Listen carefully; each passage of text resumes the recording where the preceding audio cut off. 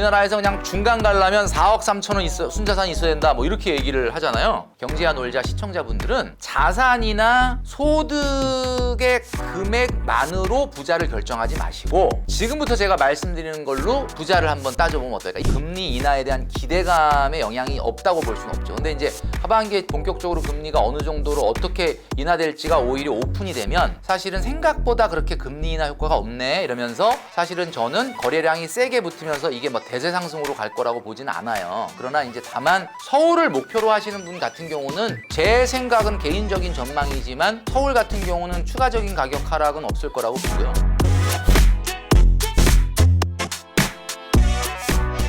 그럼 멘토님은 올해 기준으로 우리나라에서 부자다 하려면 한 소득이 어느 정도 돼야 이 부자로 뭐 이런 거 많이 통계들 저도 뭐 유튜브에서 이런 얘기를 많이 했었는데 지금 그 통계를 보니까 대한민국 가구당 평균이 자산은 5억 2천 정도 되고 부채는 9,186만 원이니까 한 1억 조금 안 되는 것 같고요. 그래서 순자산이 4억 3천이다. 그래서 많은 사람들이 야 그래도 우리나라에 뭐 부자는 일단 모르겠고 우리나라에서 그냥 중간 가려면 4억 3천 원 순자산이 있어야 된다 뭐 이렇게 얘기를 하잖아요. 근데 이게 참 애매한 게 여러분 아시겠지만 최근에 대한민국은 평균이 의미 없는 시대가 됐잖아요. 트렌드도 극단적이고 소득도 자산도 다 극단적이야. 그러니까 이 평균을 보고 우리가 그럼 믿어야 되느냐? 아니죠. 이거는 상위에 있는 엄청난 분들의 자산이 밑에 내려와갖고 평균을 했기 때문에 이렇게 나오는 거지. 순자산 4억 3천. 야 이거가 평균이라고 보기가 어렵다. 자 그러면 근로자들만 랭킹을 매겨보면은 2022년도 국세청 조세 자료에 의하면 상위 20%에 딱 걸려있는 분이 5,931만 원이에요.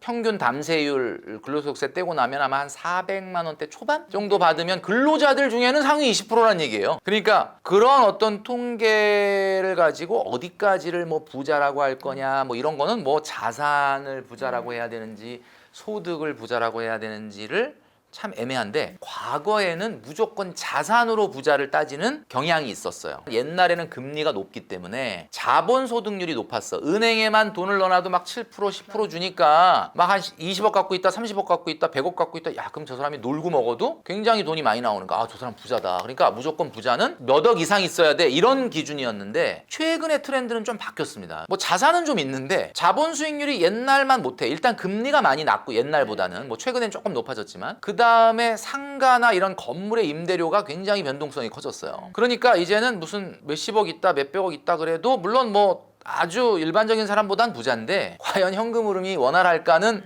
좀 의문이 생긴 거야. 그러니까 최근에는 자산보다는 소득을 조금 더 많이 쳐주는 분위기입니다. 여러분 이걸 보시면 아실 텐데 배우자감을 고를 때도 요즘 경제적인 걸 안 볼 수는 없잖아요. 신랑감을 딱 부모님한테 소개시켜드리면 부모님이 물어보는 게 딱 두 가지예요. 어떤 집안이냐? 어떤 집안이냐를 왜 물어볼 것 같습니까? 뭐 좀 물려받을 거 있나? 이게 궁금한 거죠. 그러니까 자산 가치가 궁금한 거죠. 그 다음에 두 번째는 또 뭘 물어보냐면 뭐 하는 친구야? 네, 직업을 물어보는. 그건 당연히 소득 가치가 얼마를 앞으로 벌어오게 될지가 궁금한 거잖아요. 과거 한 30년 전에는 아유 직업은 좀 비리비리한데 또 부모님이 건물이 한 3개 있고 오 그래?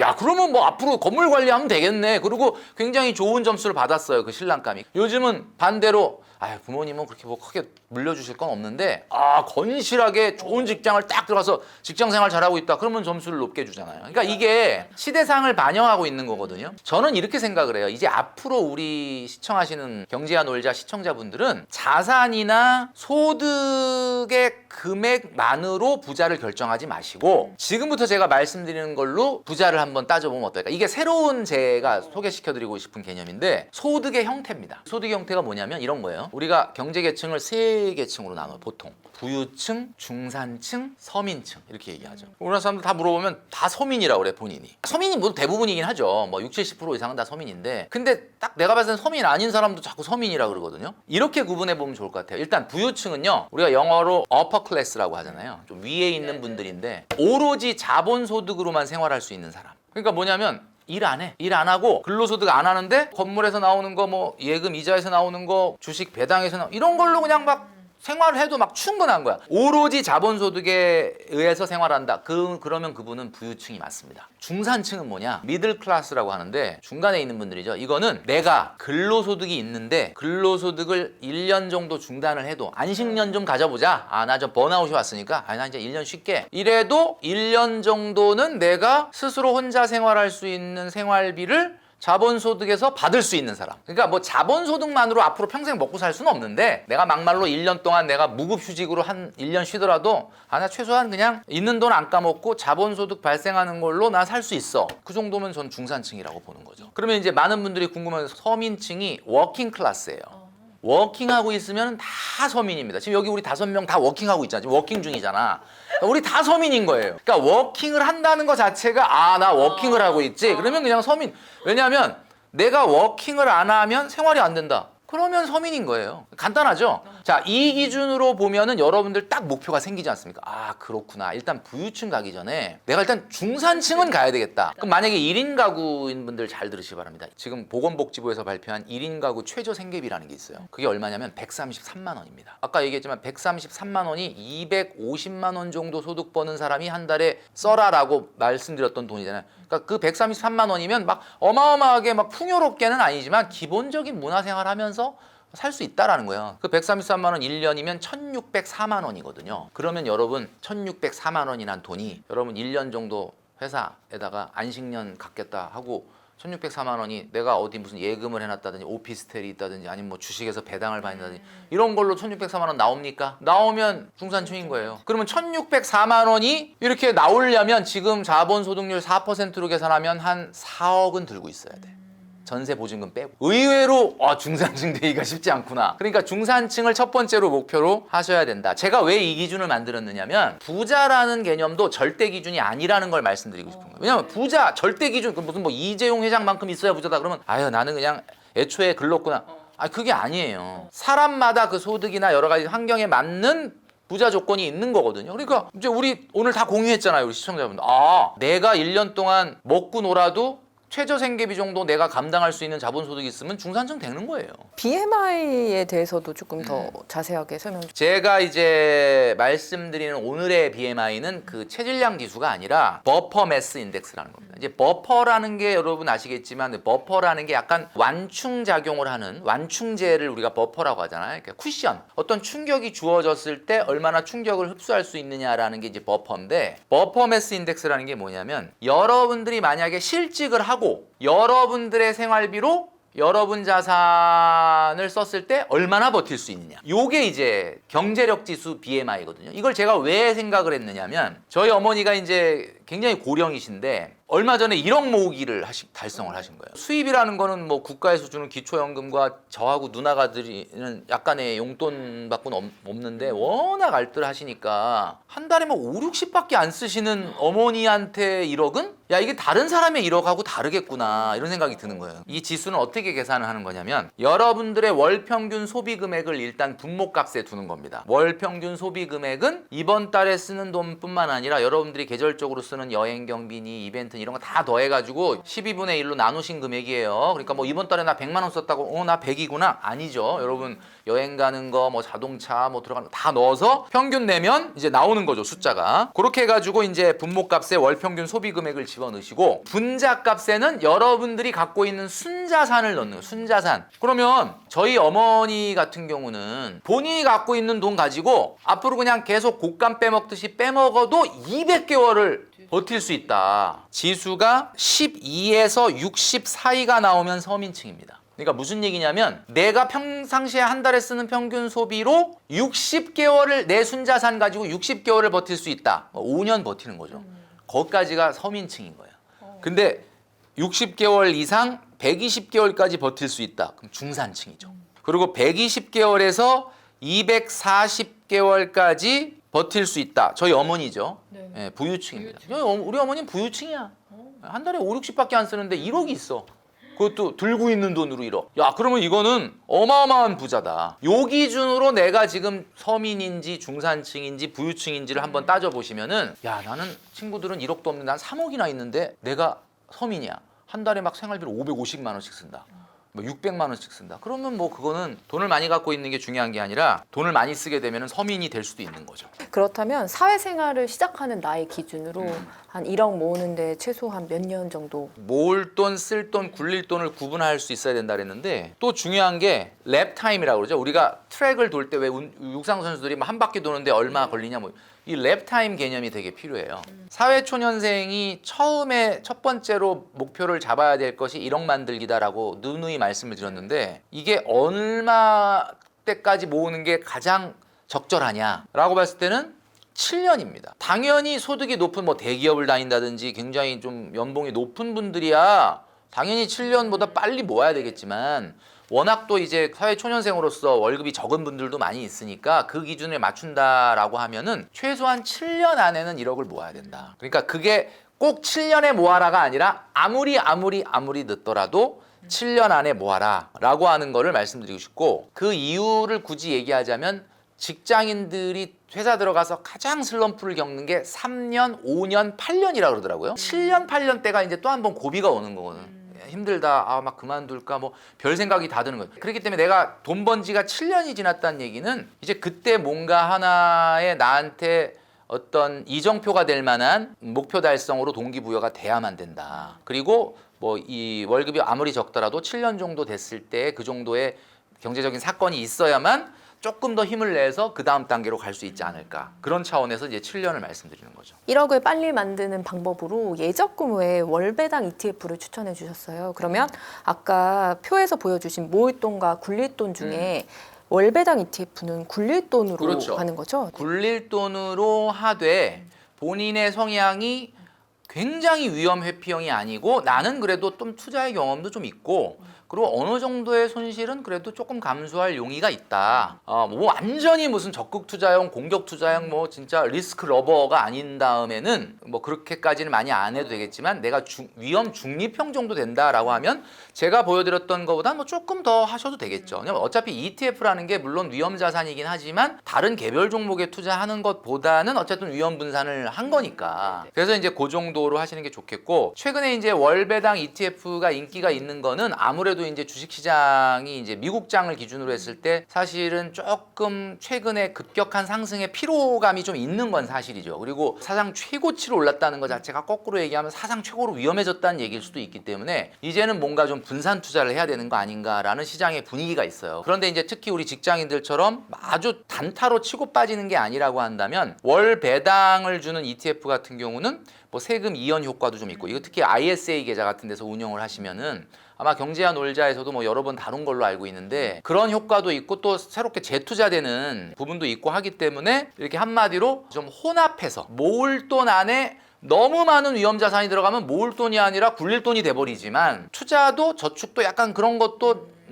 시대에 맞춰서 할 필요가 있다. 다만 여러분들의 위험 성향이나 투자의 어떤 성향은 좀 보시긴 해야 되겠지만 웬만하면 위험 중립형 이하라고 한다면 제가 말씀드렸던 것처럼 8대2나 7대3 정도로 하시는 것도 나쁘지 않겠다. 그러면 솔직히 이걸 한다 그래서 뭐 1억 만들기에 그 시간을 엄청 단축한다는 뜻은 아니에요. 왜냐하면 이게 또 손실이 생길 수가 있기 때문에. 근데 이제 문제는 앞당긴다라는 의미보다는 이제 1억 만들기를 하는 기간 동안에 우리가 등산을 한다고 봤을 때 등산을 빠른 길로 가면 너무 땡큐인데 산행하는 동안 좀 산행 자체를 조금 즐겁게, 좀 재미있게, 좀 다채롭게 할 수 있는 거죠. 우리가 산에 가면 꼭 정상 가는 게 목표는 아니지 않습니까? 중간에 뭐 경치 좋은 곳에서 좀 쉴 수도 있고 물도 마실 수 있는 거니까 1억 만들기라고 하는 정상을 도달하기 전에 이렇게 조금 약간의 재미 요소를 넣는 것도 나쁘지 않지 않을까라는 생각을 하는 거죠. 올해 초에 저희 채널에 출연을 해주셨을 때 이제 부동산 관련 질문을 드렸고 내 집 마련 시기에 대해서 상반기에는 조금 관망을 하고 2차 조정이 온 다음에 조금 집값이 떨어지고 들어가도 괜찮을 것 같다 이렇게 얘기를 해주셨거든요. 하반기 이제 시작을 하려고 하고 있는데 지금은 조금 어떤 생각이신지. 실제 제가 예상했던 것처럼 상반기에도 지방 같은 경우는 2차 조정이 있었습니다. 그래서 지금도 약간 떨어지는 곳은 떨어지는 분위기고 근데 다만 이제 최근에 나왔던 6월 셋째 주 기준으로 지금 13주 연속 서울 같은 경우는 집값이 상승을 했죠. 그리고 물론 이제 뭐 가격 지수라는 것 자체가 평균의 개념이다 보니까 뭐 0.15% 뭐 0.1% 뭐 이러니까 뭐 이게 도대체 오르는 거냐 이렇게 얘기하는데 사실은 서울 같은 경우는 2022, 23년도에 굉장히 조정을 받았던 것보다는 높은 가격에 거래가 되는 건 맞아요. 과연 이게 거래량이 막 뒷받침되는 거냐는 좀 더 지켜봐야 된다라고 제가 한두 달 전에 말씀드렸는데 지금 한 5천 건 정도까지 회복이 됐거든요. 그러니까 연초에 뭐 1,000, 2,000 이 정도 서울에 거래량이던 게 지금 이제 5천 건에 육박을 한다는 거는 거래량도 상당히 살아난 거라고 봅니다. 그런데 이제 역시 주식시장처럼 부동산도 금리 인하에 대한 기대감의 영향이 없다고 볼 수는 없죠. 근데 이제 하반기에 본격적으로 금리가 어느 정도로 어떻게 인하될지가 오히려 오픈이 되면 사실은 생각보다 그렇게 금리 인하 효과가 없네 이러면서 사실은 저는 거래량이 세게 붙으면서 이게 뭐 대세 상승으로 갈 거라고 보지는 않아요. 그러나 이제 다만 서울 같은 경우는 하락은 완전히 멈춘 거라고 봐도 된다고 생각을 합니다. 왜냐하면 지금 최근에 22, 23년도에 집값 많이 떨어졌다라는 거는 사실은 서울보다는 지방 기타 서울, 비서울 지역을 얘기하는 거예요. 왜냐하면 20년, 21년도에 서울은 안 올랐거든요. 다른 경기도나 지방에 비해서는 상대적으로 덜 올랐기 때문에 사실 덜 떨어졌던 거고 그래서 먼저 멈춘 거예요. 그러니까 아마 대세 상승까지의 상승은 아마 제가 봤을 때는 없겠지만 뭐 하락은 하반기가 되면은 거의 완전히 멈추지 않을까라는 생각은 하고 있습니다. 그래서 정책금융의 힘을 빌리면 뭐 60%, 70% 대출 그건 안 됩니다. 아직까지도 금리는 여전히 높기 때문에 항상 말씀드리잖아요. 주택구입부담지수 100이라는 거는 내 월소득의 25% 정도의 원리금 부담 수준. 그러니까 월소득이 400만 원인 분이 집을 산다 그러면 원금과 이자를 다 더해가지고 한 달에 100만 원 정도 나가는 수준. 그런 정도 수준으로 이내로 집을 산다면 뭐 그거는 저는 나쁘지 않다고 보는데 서울은 이런 조건에 살 수 있는 집이 거의 아마 아파트라면 없을 거예요. 그러니까 조금 더 사실은 실수요자라고 하더라도 돈을 좀 시드머니를 키워서 25%에서 30% 이내, 그러니까 내가 원리금을 내 소득의 한 3분의 1 이상 안 내고도 살 수 있는 정도의 자본이 있을 때 도전하시는 게 맞지 않을까라는 생각이 든다. 그리고 서울을 목표로 하시는 분 같은 경우는 제 생각은 개인적인 전망이지만 서울 같은 경우는 추가적인 가격 하락은 없을 거라고 보고요. 어쩌면 뭐 상승이 조금은 찾아올 것 같긴 한데 뭐 그 상승이 막 굉장히 막 집을 안 사서 막 불안할 정도의 상승은 아니지 않겠느냐. 여전히 그냥 강보합 상태 내지는 약간의 상승 정도이지 않을까라고 예상을 하는 거죠. 보험료 한번 여쭤보고 싶어요. 네네. 적정한 보험료란 어느 정도고 또 뭐 꼭 들어야 되는 보험이나 아닌 보험 뭐 추천을 조금 해주신다면. 네네네. 보험이라는 것 자체가 굉장히 필요한 필수품인데 기본적으로 비용이기 때문에 따져볼 필요가 있고 우선순위가 있죠. 그래서 우리가 뭐 흔하게 제가 자주 드는 비유가 자동차 타실 때 안전벨트 매시냐 그럼 맨다. 근데 안전벨트는 매는데 헬멧이나 프로텍터나 마우스피스 같은 거 하시냐 그럼 안 하시잖아요. 그럼 그 얘기는 그럼 뭐 마우스피스, 프로텍터, 헬멧이 도움이 안 되는 건 아니거든요. 하면 사고 났을 때 당연히 도움이 되죠. 근데 안 하잖아요. 근데 그건 왜 안 하느냐? 과잉이기 때문에 안 하는 거거든요. 그러니까 이거는 분명히 있어서 나쁠 건 없지만 분명한 기준이 필요한데 주로 소득이 낮은 분들이 이런 거를 못 하더라고요. 그러니까 좀 안타까운 게 제가 지금 하는 예능에도 이제 여러 의뢰자 분들이 나오시는데 소득이 낮을수록 보험 비율이 높아요. 그 얘기는 무슨 얘기냐면은 경제적 개념이 좀 약한 거야. 그리고 뭔가 이렇게 무슨 공포와 불안만 있으면 이 보험을 드는 거지. 근데 이거는 절대 잘못된 거고요. 제가 봤을 때는 자기 월소득의 3에서 5% 넘어가면 안 됩니다. 이건 말 그대로 진짜 비용이기 때문에. 근데 이제 우리나라의 보험들은 대부분 어때요? 보험료를 받고 그 보험료의 일부를 나중에 돌려주겠다. 이렇게 하는 보험이다 보니까 그 안에 저축의 요소가 조금 들어있는 거예요. 완전히 순수 보장형 보험이면 그냥 3%만 내도 되는데 아 이거 나중에 돌려준다니까요. 저축도 된다니까요. 이러면서 막 보험료가 자꾸 불어나는 거야. 그게 이제 저축의 효과가 과연 있을 거냐. 여러분 막 10년 20년 안보험을 냈는데 나중에 막 20년 30년 후에 막 찾아서 해약환급 막 1,500, 2,000 나온다. 그러면 그게 여러분들한테 뭐 가정경제에 도움이 되겠습니까? 뭐 20년 30년 후에 1,000, 2,000, 3,000이 지금 1,000, 2,000, 3,000하고도 다르겠지만 설사 인플레이션 감안하고 뭐 한 1,000만 원 됐다 1,500만 원 그게 무슨 저축 효과가 있겠습니까? 여러분들이 지금 집을 사고 노후 준비하는데 도움이 되겠습니까? 되겠습니까? 안 되거든요. 그러니까 이거는 제가 봤을 땐 순수 보장형으로 하셔서 되도록이면 보험료를 낮추고 전문적으로 하세요. 저축은 은행에, 투자는 증권회사에, 보험은 보험회사 이렇게 제발 하세요. 보험 들면서 거기다 저축을 왜 해요? 종신보험 같은 걸 막 저축성으로 들고 그러시는데 아니 종신보험은 종신보험이지 저축성이 아니지 않습니까? 그러니까 이거는 마치 에어컨 사려고 하는 사람한테 냉장고를 판 거예요. 아, 에어컨이 사겠다는데 왜 냉장고를 팔아? 아, 냉장고도 문 열어놓으면 시원하다. 아, 이게 말이 되는 얘기입니까 이거 지금? 그러니까 이렇게 하다 보니까 자꾸 보험료가 커지는 거예요. 분리를 좀 하시고 제가 말씀드렸죠? 3에서 5%. 그러니까 그냥 뭐 무조건 많이 들어놓으면 좋지. 그게 아니라는 거죠. 그러니까 여러분 이건 비용이기 때문에 철저하게 제 말을 듣고 3에서 5% 이내로 줄이시고 되도록이면 순수 보장형으로 하셔라. 평균 수명이 이제 늘어나면서 노후 준비하려는 분들 많은데 한 어느 정도 때부터 노후를 좀 준비하고 얼마 정도가 있어야 적정할지. 사실 노후 준비는 뭐 젊었을 때부터 하면 좋죠. 근데 이제 하면 좋은데 이걸 누가 하겠습니까? 저도 뭐 젊었을 때 그런 생각은 안 했던 것 같은데 요즘 여러분 아시겠지만 중학교 사회책에 생애주기별 자산관리라는 게 나와요. 근데 여러분들 다 공부했는데 기억 하나도 안 나죠.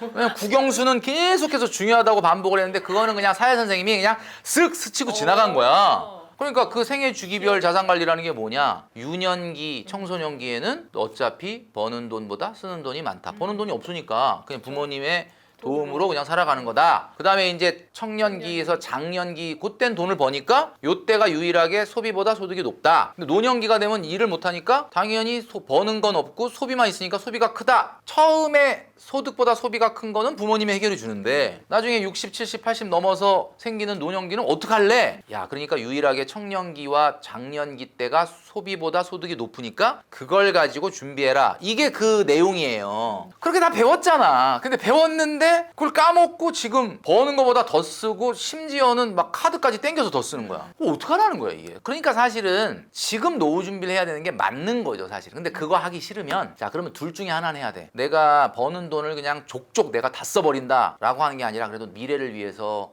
지금 이 정도는 진짜 아까 멘토님이 정해주셨던 대로 그 비율만큼은 내가 쓰지 말고 미래를 위해서 원리금 균등분할 상환이라고 생각하고 갚자 이렇게 하는 분은 뭐 60, 70에 은퇴하면 되는 거야. 근데 그걸 못하고 지금 돈을 다 써. 그러면 그분은 다 쓰려면 이거라도 해야 돼요. 그러면 60에 정년 끝나고 70, 80까지 일할 수 있는 자기 개발을 하시든가 뭔가 내가 유튜브로 성공을 하겠다든지 아니면 무슨 내가 정말 좋아하는 일이지만 이걸 발전시켜가지고 내가 돈은 많이 못 벌어도 어쨌든 사회활동을 연장을 하겠다 뭐 이런 노력을 한다. 그러면 이해가 되는데 근데 그것도 안 하고 돈도 안 모으고 그럼 어떻게 해? 세금 타서 쓰시려고요? 그러니까 이제 그러면 이제 국가가 책임져라 이렇게 되는 거거든. 그거 안 되는 겁니다. 그러니까 여러분 중요한 개념은 언제부터 노후 준비를 해야 되냐? 당연히 지금부터 해야 되는데 가장 좋은 노후 준비라는 것은 여러분들의 사회활동이 연장되기 위한 훈련과 노력과 자기 개발이 있느냐. 그 다음에 최소한 여러분들이 지금의 나가 아닌 미래의 나를 위해서 원리금 균등분할 상환으로 뭔가 갚고 있느냐. 뭐 이 두 가지가 되면 다 좋은 거고요. 그래서 어느 정도 모아야 되냐라고 말씀드리면 이렇게 말씀드리고 싶어요.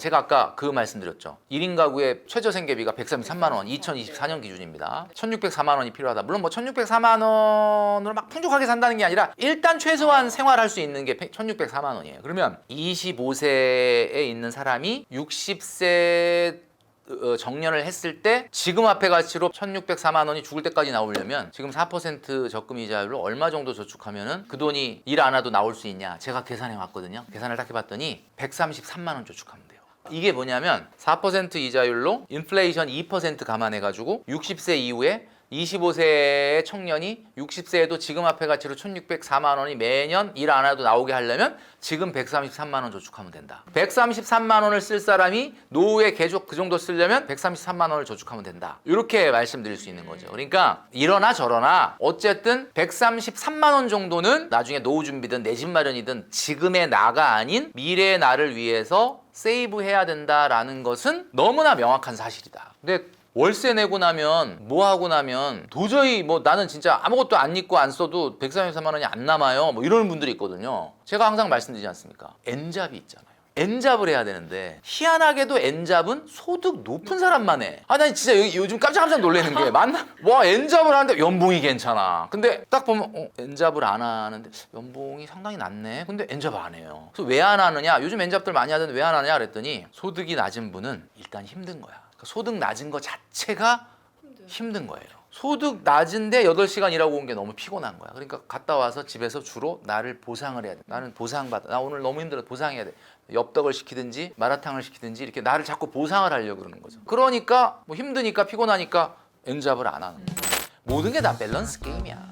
그러니까 현재 나한테 보상을 할 거냐, 미래의 나를 준비할 거냐라고 한다면 둘 다 해야죠. 이거 뭐 너무 한쪽만 편애하는 거 아닙니까? 너무 미래의 나만 편애하면 안 되죠.